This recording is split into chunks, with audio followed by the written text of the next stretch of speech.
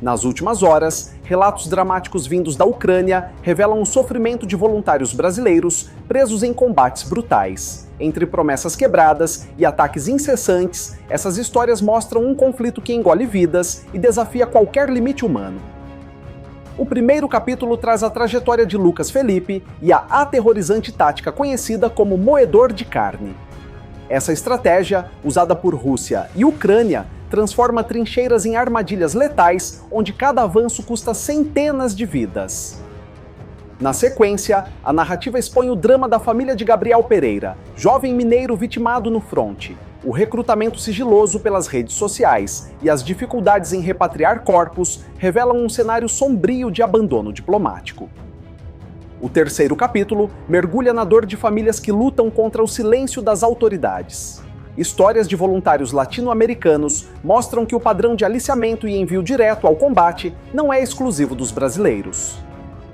O quarto bloco revela o arrependimento de Magdiel Bastos e o desaparecimento de Gustavo Viana Lemos. Enquanto um implora por resgate, o outro permanece sem notícias, aumentando a pressão sobre autoridades brasileiras e ucranianas.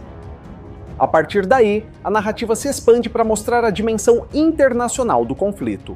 Brasileiros, colombianos, franceses e japoneses dividem trincheiras com mercenários russos vindos de países da Ásia Central, em combates de saturação devastadores.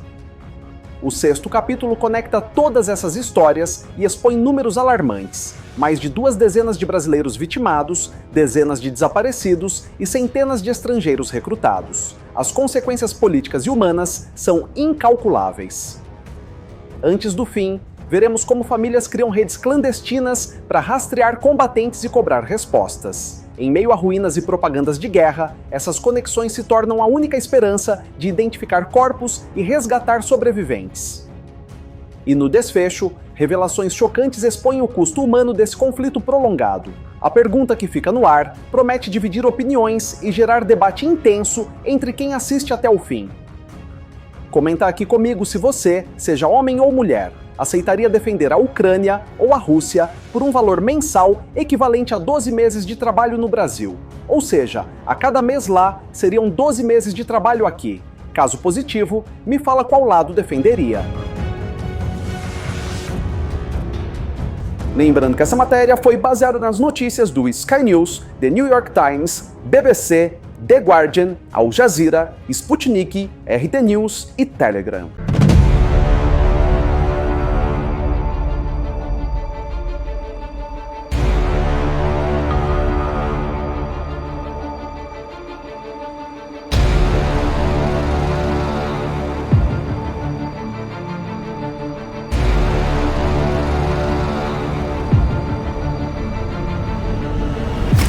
Mas antes de continuar esse vídeo, se você ainda não é inscrito, não perca tempo, se inscreva aqui. Vale a pena, eu te garanto. Se você estiver vendo a sua TV, é só apontar o celular para o QR Code aqui do lado. Deixe seu like para o YouTube recompensar o núcleo da Terra. Se você curtir muito esse conteúdo, ajude nosso trabalho clicando em valeu. É muito, mas muito obrigado pela força de sempre.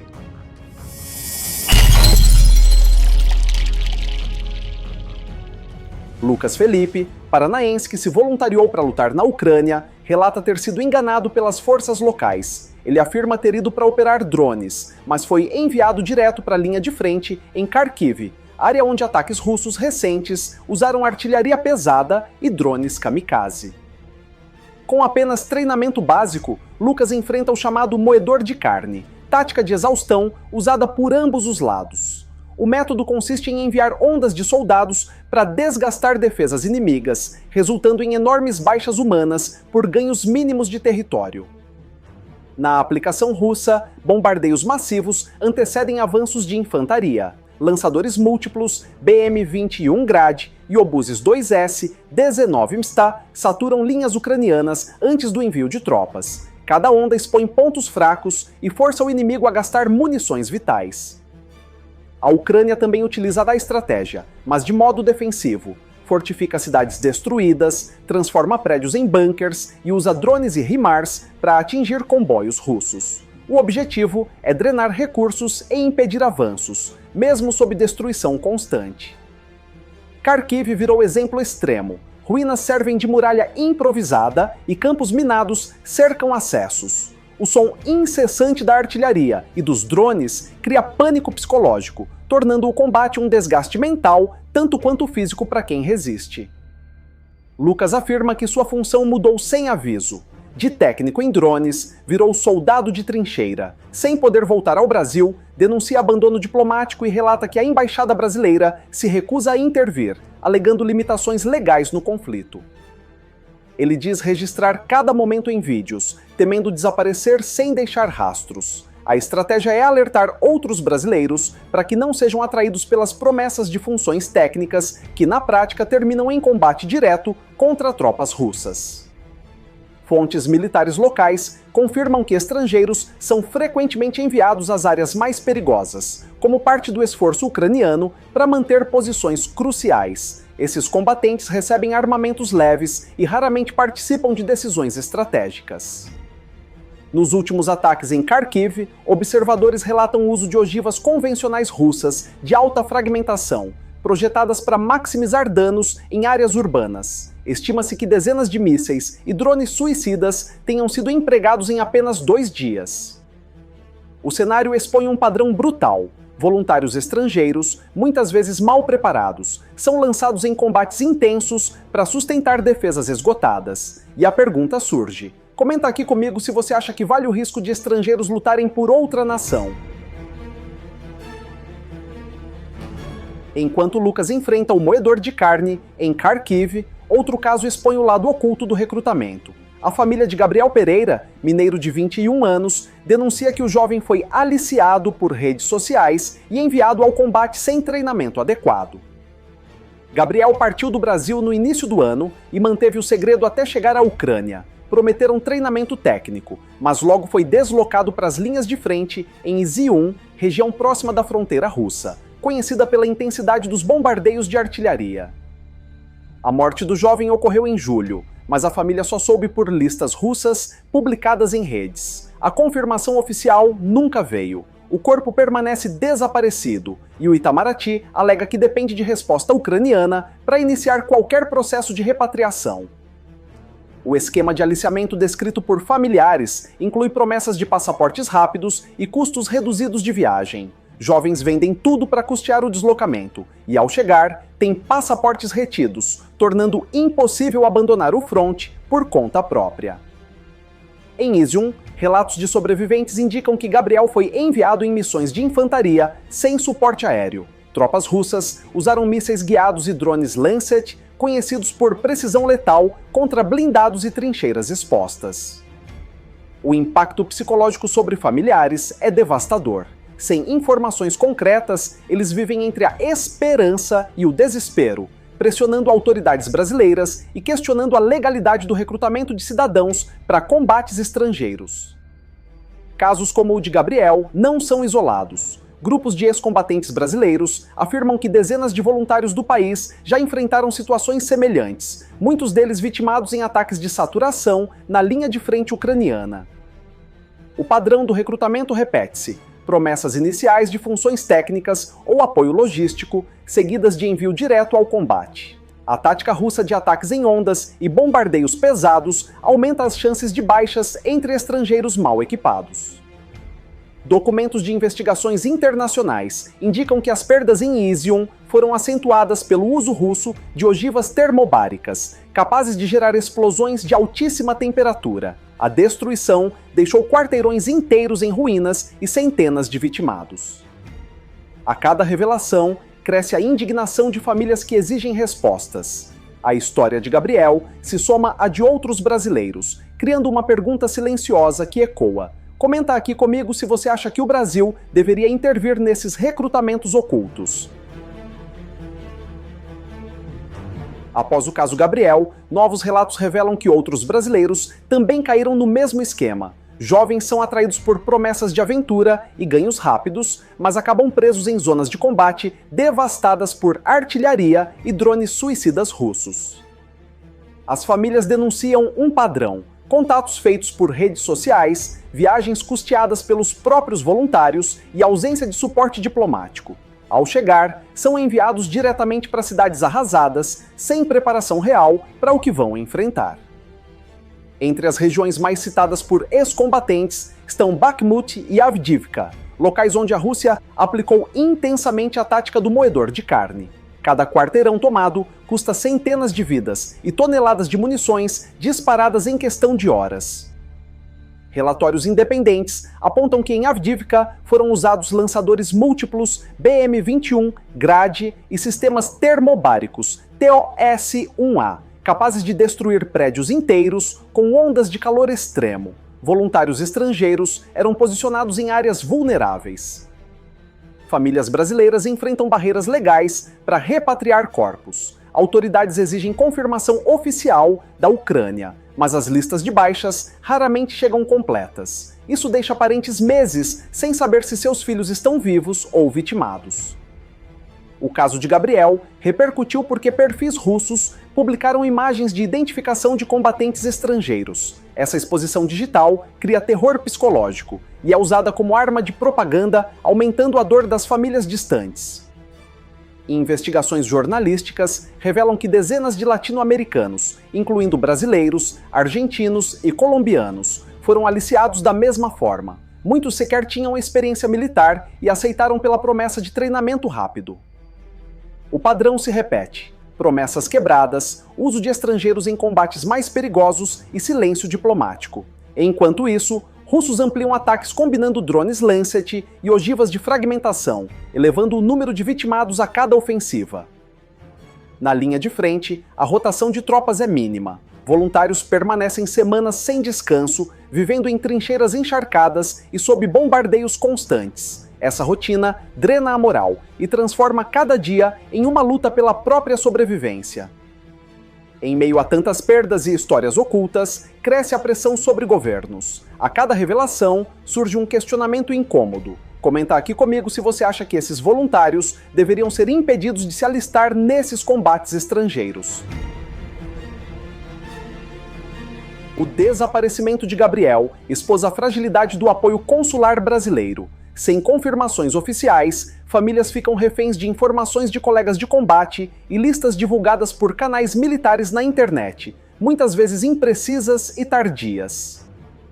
Enquanto famílias aguardam respostas, denúncias indicam que brasileiros aliciados para a linha de frente tinham documentos retidos. Essa prática, comum em guerras irregulares, impede desertar e cria dependência total do comando ucraniano.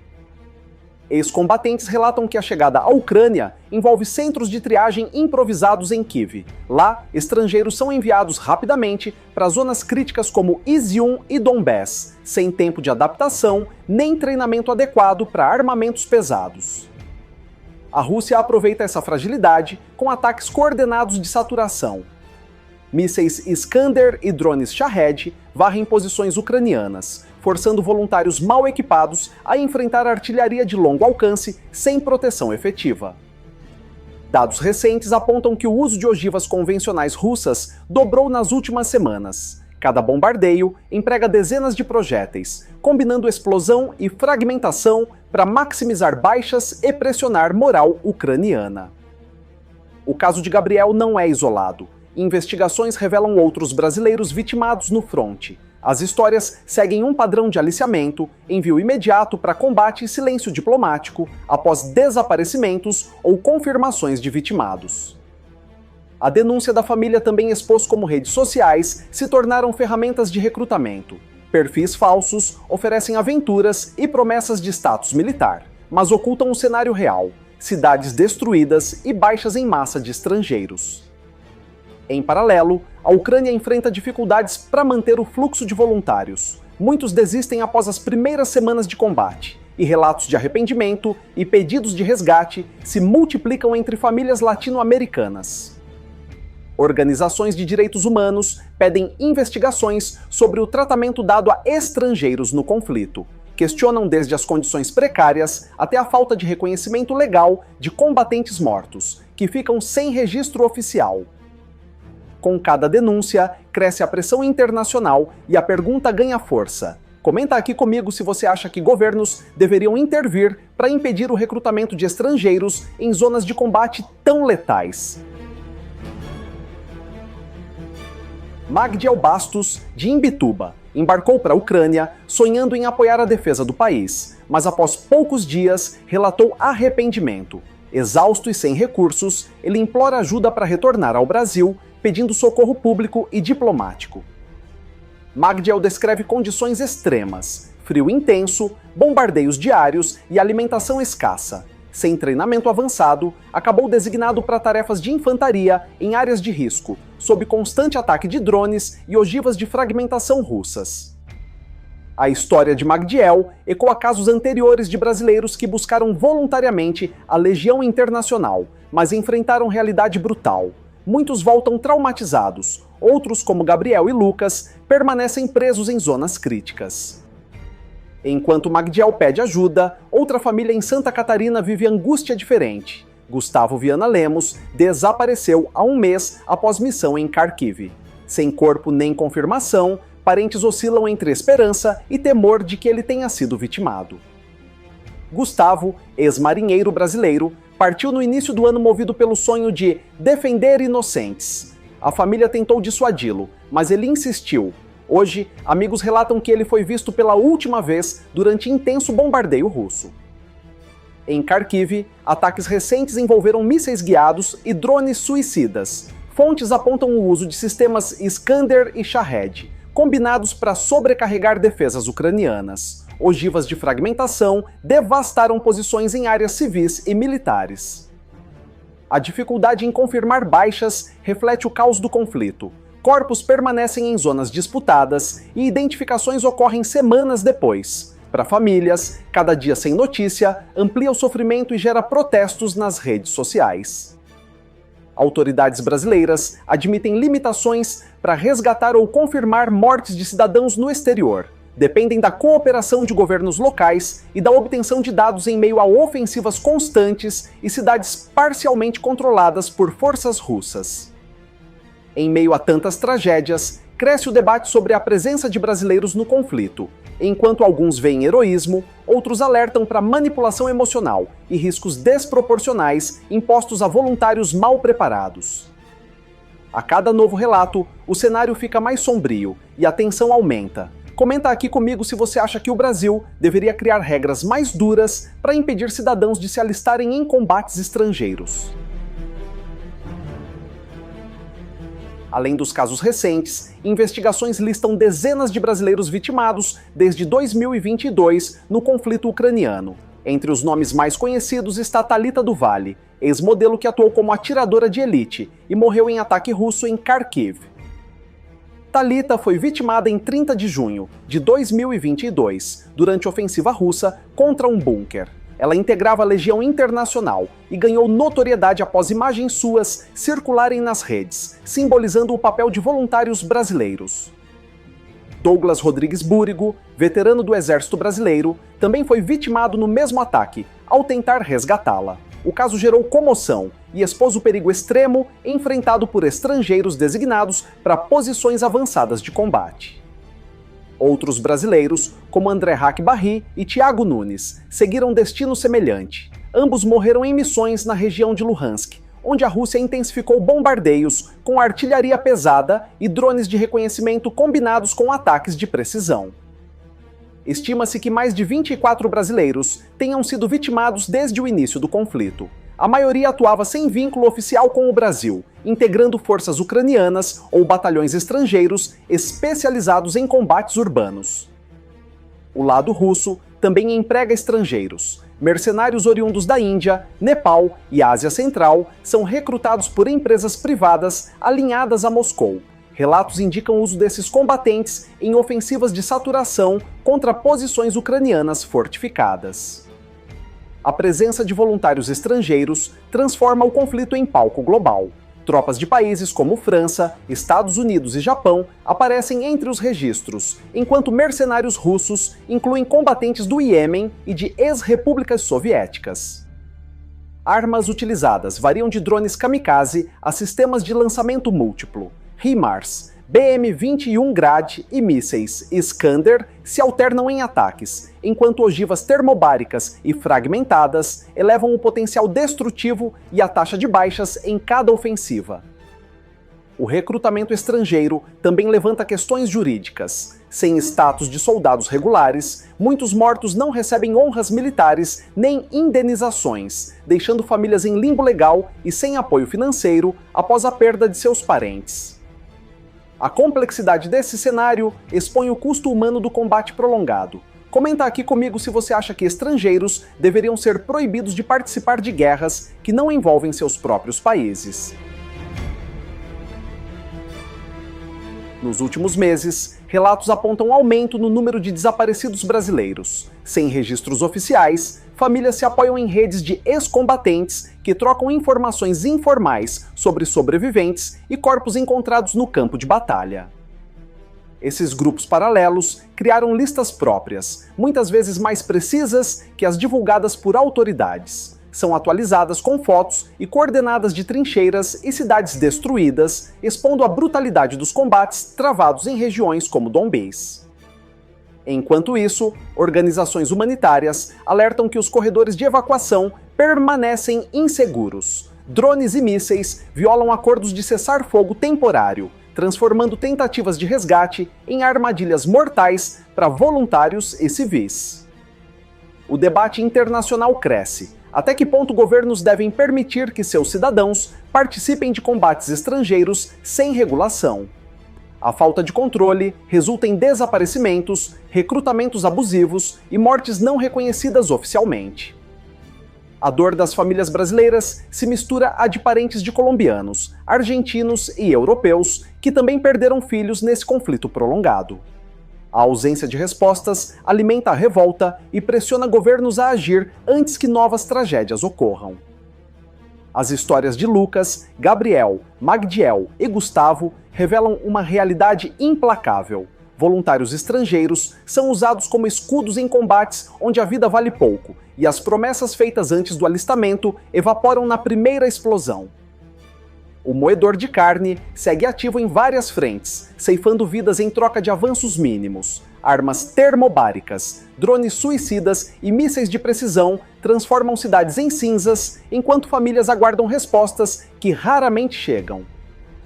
A presença de brasileiros entre os vitimados mostra que o conflito não tem fronteiras. Redes sociais continuam atraindo jovens ingênuos e governos permanecem divididos entre a neutralidade diplomática e a necessidade de proteger seus cidadãos. Cada parágrafo dessa narrativa expôs dor, abandono e a brutalidade de um combate que parece não ter fim, mas também trouxe à tona a urgência de questionar o papel do Brasil diante desses recrutamentos silenciosos.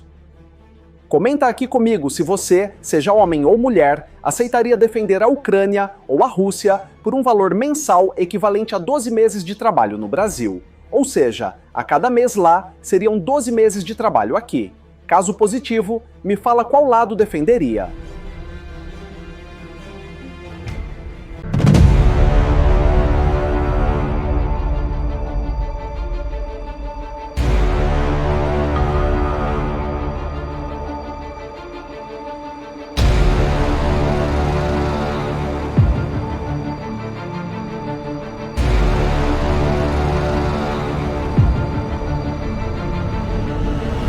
Muito obrigado por chegar ao final de mais um vídeo. Você é demais e eu te agradeço muito por isso. Se você ainda não é inscrito, não perca tempo, se inscreva aqui.